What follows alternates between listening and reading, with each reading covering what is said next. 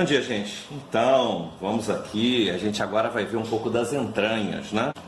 Hoje é dia da gente ver um pouquinho por dentro como é que é esse bichinho daqui, tá? TK-85. Eu já tirei os parafusinhos aqui, ó. Tirei os parafusinhos antes, porque eu queria olhar antes de tudo, né? E vou mostrar para vocês um pouco por dentro como é que funciona, né? Como é que é a estrutura desse computadorzinho aqui, sensacional, ok? Muito legal esse computador. Umas marquinhas aqui, pequenininhas aqui, ah, que pena. Enfim.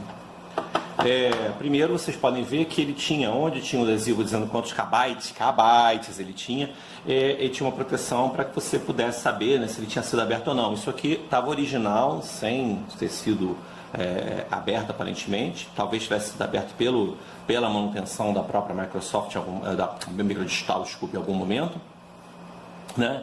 Mas depois foi colocado de volta, né? E eu, obviamente, abri ele. Ao abrir, eu me deparei com esta cena daqui maravilhosa, essa coisa linda, que vocês estão vendo aqui. Vou botar só minha luvinha a partir de agora, né? Para ficar mais legal. Que vocês veem a placa de circuito impresso dele, né? Original, como estava. E eu tive que tirar também essa placa com cuidado, porque normalmente, quando você puxa essa placa, se você puxar sem o cuidado necessário, você pode acabar tendo um probleminha, que é desconectar o teclado, que é preso com uma membrana, e tem também o problema do joystick. Que está aqui, eu já desconectei ele direitinho, o joystick aqui. Aqui está o teclado, ó, ele é encaixado em 2 pontos aqui, a membrana do teclado, ok? A gente não vai desencaixar o teclado, eu ainda não fiz isso. Eu vou virar esse materialzinho aqui, tá? Só vou parar o vídeo um minuto aqui que eu vou pegar um negócio, espera aí. Agora ficou melhor. A gente tem aqui um lugarzinho para repousar essa pobre plaquinha aqui, né? Uma arrancadinha já estática aqui, bonitinha. Bom, vou só abrir isso aqui, esse bichinho com cuidado, e vou deixar ele assim. Deixa eu ver se eu consigo achar uma posição boa para que vocês possam ver tudo direitinho aqui. Aqui está. Vou botar mais um pouquinho para cá. E acho que ficou bem bom assim. Vamos ver. Olha que maravilha. Está em pezinho, não é? Esse aqui é o TK-85 por dentro. O TK-85 por dentro, ele vai ter aqui então um transistor aqui que vai fazer um processo de regulação de tensão, da tensão de entrada. Tem essa portinha aqui que é do joystick da Microsoft. Ali atrás tem a porta de expansão de saída. Aqui os dois plugs, né, na verdade, que tem a ver para ligação com cassete. O processo que você tem aqui de sintonização RF, essa aqui que a gente vai mexer para poder fazer com que ele tenha a saída para vídeo composto, em vez de ser televisão, né, para modernizar ele um pouquinho, né? E aí a gente vai ter uma coisa bem interessante. Bom, primeiro aqui o chip, né, que é o processador dele, é um Z80A, é uma CPU, tem escrito Z80A CPU. É importante saber disso porque a família Z80 tem vários tipos de processadores com características próprias, né? E alguns são apenas CPUs e outros têm algumas outras funcionalidades, né? Então, para substituir esse chip, tem que tomar esse cuidado. O fato dele ser um Z8400 significa que ele funciona a até 4 MHz, ou seja, 4 MHz. Beleza, velocidade altíssima, a gente fala, né, hoje em dia, né, de velocidades, tudo na casa dos gigahertz. Naquela época, 4 MHz era um mundo, né? Aí também é uma forma como a gente fala aqui que a memória, né, está tudo em kbytes, quando a gente hoje em dia fala tudo em gigabytes, né, em megas, são gigabytes até terabytes. Enfim, aqui a gente tem a ROM do TK-85, são 8K de ROM, ou seja, tem aproximadamente aí 8.000 bytes, né, 8.000, um pouco mais bytes, de informação para poder fazer com que funcionem as coisas aqui dentro. Então, basicamente, ele vai ter aqui o BASIC, né, e outras instruções básicas de funcionamento do TK-85.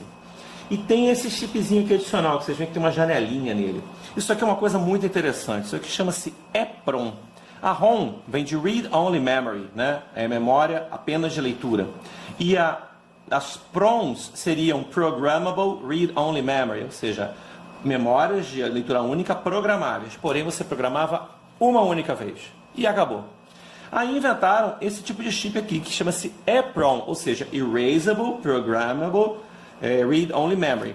Esse tipo de chip aqui é interessante porque ele, apesar de ser, vamos dizer assim, apagável, O processo de apagar ele depende de você expor essa parte onde tem essa lentezinha aqui ao ultravioleta.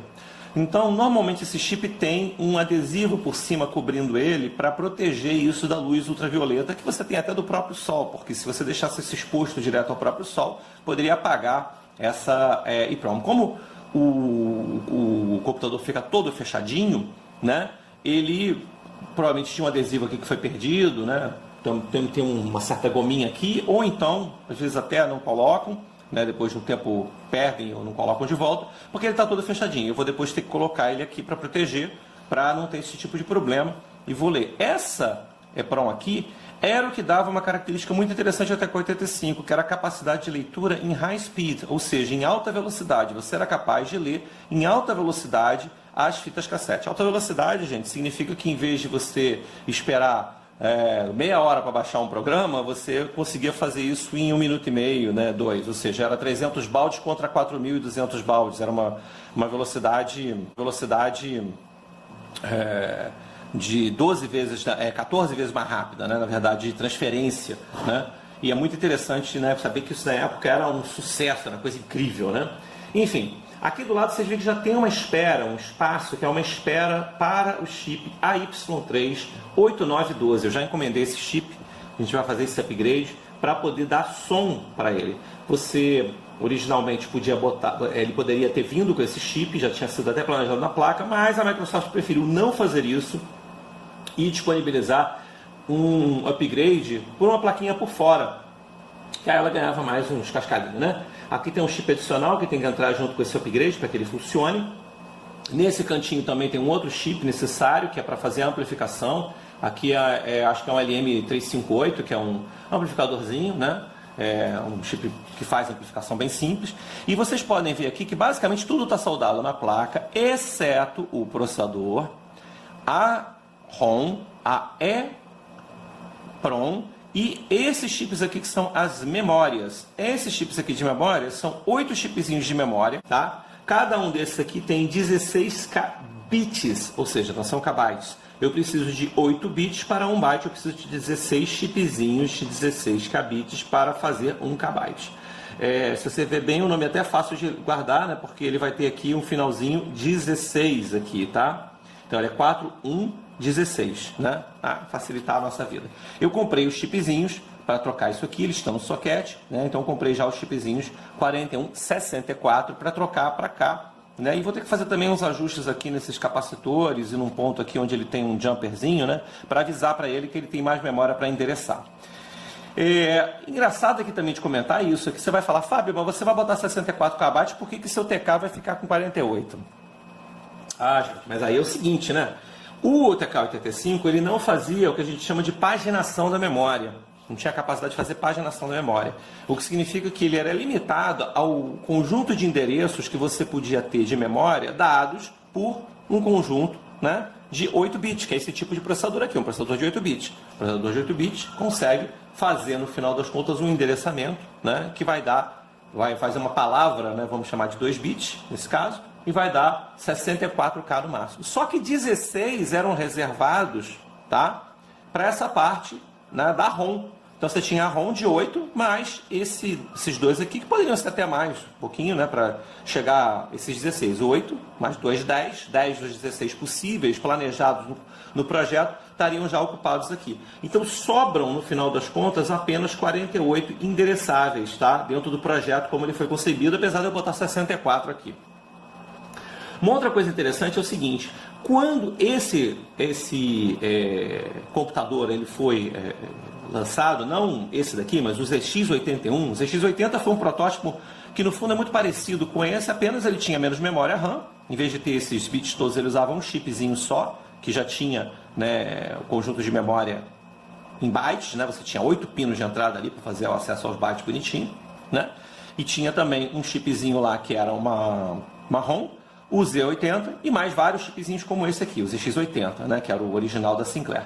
Quando eles fizeram o ZX81, o que Sinclair fez? Ele pegou todos esses conjuntos de chips que a gente tem aqui e encomendou um chip especialmente para ele, chamado ULA, né, que é um chip integrado que tinha tudo que era necessário para poder funcionar o circuito. Então, ele conseguiu fazer um computador que tinha apenas 4 chips.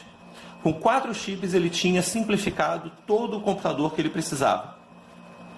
Como na época isso aqui a Microsoft não podia ter acesso a esse ULA, porque não era um chip de bancada, era um chip proprietário, eles tiveram que fazer todo esse processo aqui com as portinhas lógicas para poder fazer isso.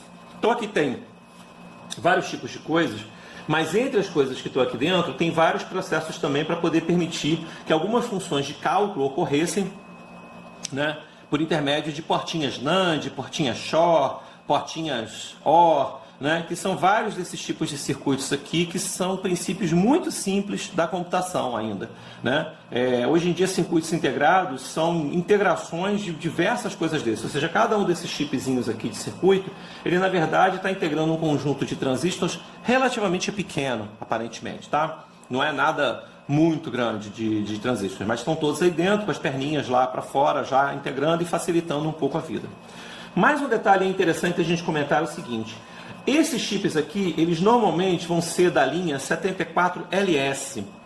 E aí, o que acontece? Essa linha 74LS usava uma tecnologia da época que depois foi superada, né, por tecnologias mais novas, né? Eu, quando comecei a me interessar um pouco mais por eletrônica, já tinha tecnologias um pouquinho mais novas, né, e que inclusive faziam com que os chips fossem um pouquinho mais sensíveis, por um lado, à questão de estática. Vocês veem que eu estou com luvinha de estática just in case, mas esses circuitos aqui são um pouco menos, aparentemente, até onde vai meu conhecimento, sensíveis à estática quanto os mais modernos, né, que passaram a existir uma dada época. Depois se melhorou também essa questão da resistência à estática com o tempo, mas teve um período aí muito crítico da eletrônica, né?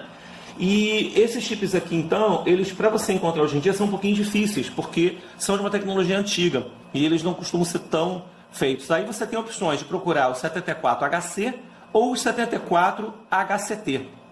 Acontece o seguinte: o 74HC, eles são boas substituições para esses chips, mas eles podem ter problemas quando misturados com o 74LS.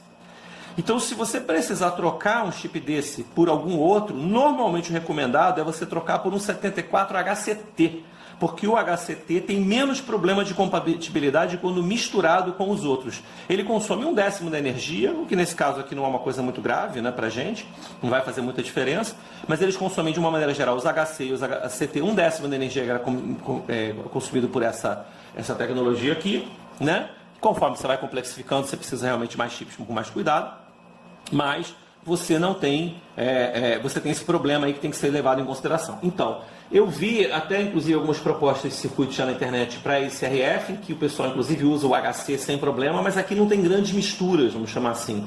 Não existe uma sequência de chips, né, se retroalimentando aqui, como tem nessa parte daqui. Então, a princípio, isso não teria grandes problemas nesse caso, poderia ser feito dessa maneira.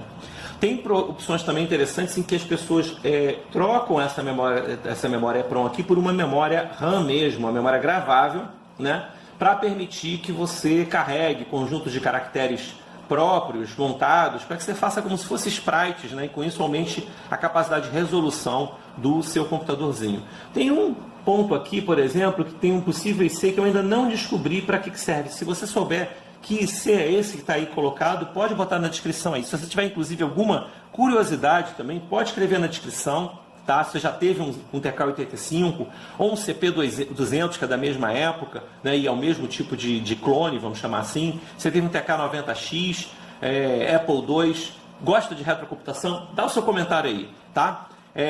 Bom, de uma maneira geral, não parece que temos grandes problemas numa inspeção visual do computador, né? Ele vai precisar ainda passar por alguns esses pequenos upgrades aí para a gente começar a botar ele no 100%. Eu vou fazer também o ajuste de vídeo reverso para você poder inverter o sinal e aí botar, em vez de ser branco com letras pretas, botar o fundo preto com letras brancas também, que pode ser um pouco mais agradável, né? E a gente era uma coisa muito comum de a gente usar. Vou ter que fazer um furinho aqui no cantinho para isso. E vou também tentar fazer um furinho ali no cantinho para poder botar a saída de áudio desse computadorzinho, tá bom?